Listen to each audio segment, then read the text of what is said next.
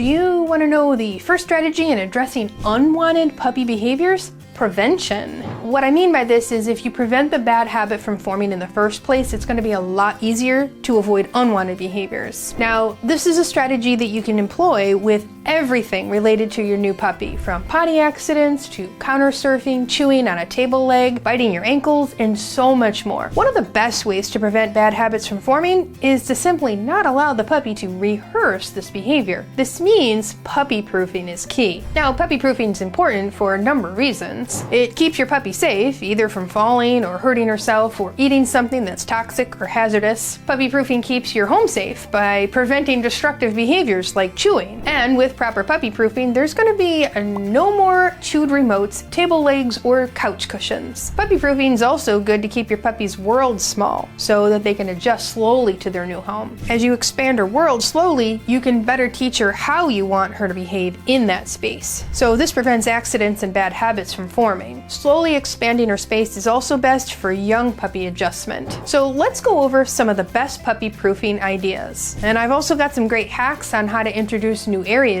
when you think your pup's ready. Don't introduce new areas until you've heard how to do it properly. Now, one of the most important supplies when it comes to puppy proofing is the puppy pen. I've used a puppy pen for all of my dogs when they first come home. The crate's where we want our puppy to sleep for all nights and naps, but the pen, that's the space where she can hang out when she's awake, but you're not able to supervise closely. The pen keeps her in a puppy safe area. It also helps teach her to have some confidence when you aren't sitting right next to her. Let's talk about some puppy hacks before we cover other types of puppy proofing. Using the puppy pen, I want you to be sure to get the kind with the vertical bars. This helps puppies from escaping. Now, if your pen has the kind of crossed bar support, it's going to be easier for your puppy to climb and escape. This becomes a new behavior that can easily become a habit. In the dog training world, we call this single event learning. That means your dog could climb and escape just one single time, and now this is a habit that she's going to attempt to do every time she's in there. The more exciting the reward or the outcome, the more likely she's going to do it again and again. This is why preventing counter surfing is also super important. Usually the reward, food, or something your pup can chew, is so exciting the dog's really motivated to try it again and again and again. And if you haven't noticed, dogs are really curious and good at problem solving. In my online puppy perfection program, we actually teach you how to give your dog good and healthy problem solving skills. Let's use those curious doggy brains for good and not evil. Now, in addition to the vertical bars, be sure to get the puppy pen with a gate. I like this pen with a gate. I'll put a link below for your shopping convenience. This gate is important because you do not want to lift your puppy up and over the pen each time you put her in or get her out. Many dogs don't like to be lifted, and this could actually lead to a dog who avoids you when you reach for her. This is especially important if you have a small dog. You might have heard of the small dog syndrome, or the theory that smaller dogs are just naturally more barky or restless. Trainers, like myself, we often see that small dogs behave in particular ways because their humans have not respected their spatial and/or handling preferences. And if you think that you might be accidentally doing this by grabbing your dog and picking them up too frequently, well, we have a good video that can explain how to know if you're handling your puppy in a way that he or she prefers. You can check that out here. Now, the floor of the pen. This should be some kind of waterproof material. Most of my students get a piece of linoleum. You can get them pretty cheap from a flooring store.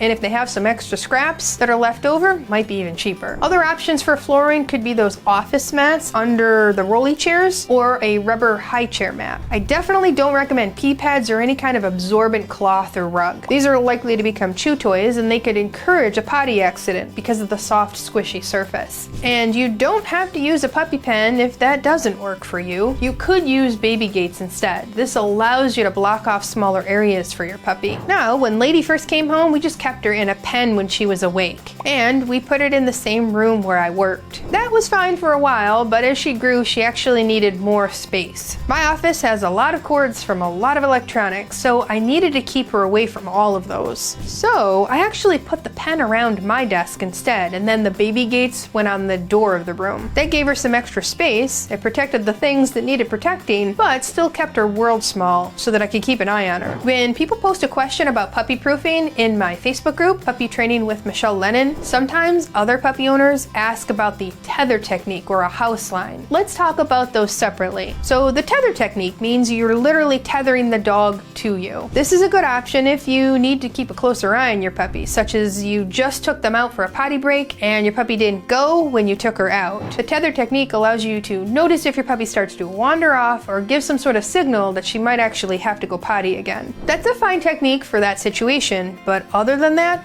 we don't recommend this as a long-term puppy proofing strategy. Using this technique instead of the pen does not allow your puppy to develop some independence and confidence when you're not in sight. And it can also be annoying for the puppy if she doesn't have good leash skills yet. If you're moving around a lot, this can actually end up pulling the puppy around, making negative associations with the leash. So, use this technique only for specific situations, like I mentioned with that potty training. Now, the other suggestion I hear sometimes is to put a house line on a puppy. A house line is essentially a leash attached to your puppy all the time. Some trainers recommend cutting off the loop and just letting the puppy drag it behind. Not this trainer. This is not the way to go about teaching your puppy what you want them to do. House lines can get caught on something or stuck under a leg of furniture, can cause negative associations with the leash when that unexpected pressure is put on when it gets stuck. And if the house line causes something to fall over, like a lamp or a plant or just something on the table, this could be scary and it could create some strong negative associations with the leash,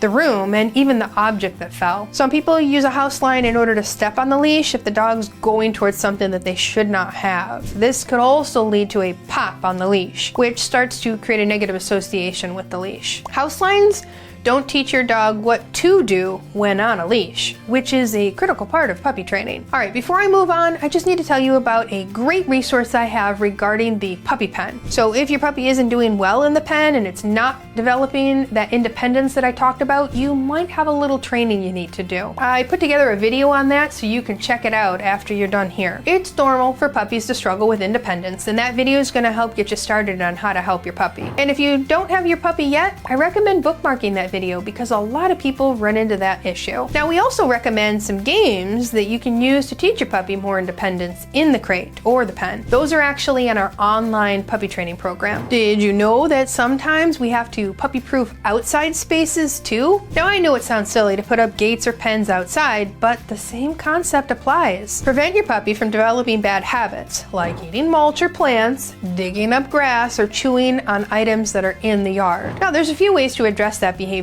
One, have your puppy on a long leash and always accompany her outside. We never tie our pups up outside alone. This is important anyway because understanding and tracking her bathroom habits are going to help you with potty training. And this can actually alert you to any early signs of medical issues too. Using the tether technique outside with a longer leash is a good option if you want her to have some freedom, but maybe you want to sit in a chair and enjoy some sunshine. It also works well if you're in gardening and you just want to be alerted if she strays just a little too far. And another option for outside is the use of some gates to block off sections of the yard. Now, I like the puppy pen or the gate that easily moves around and comes in multiple sections that you can piece together. I'm going to put a link to one of those below. Now, that gate I mentioned could also be good if you need an outdoor puppy pen. Sometimes young puppies are very distracted by all the sights and sounds and smells outside. They might forget to go potty. In a situation like that, create a pen specifically for potty. Now, when Lady was young, we had an outdoor pen for potty, and her potty spot was in the front,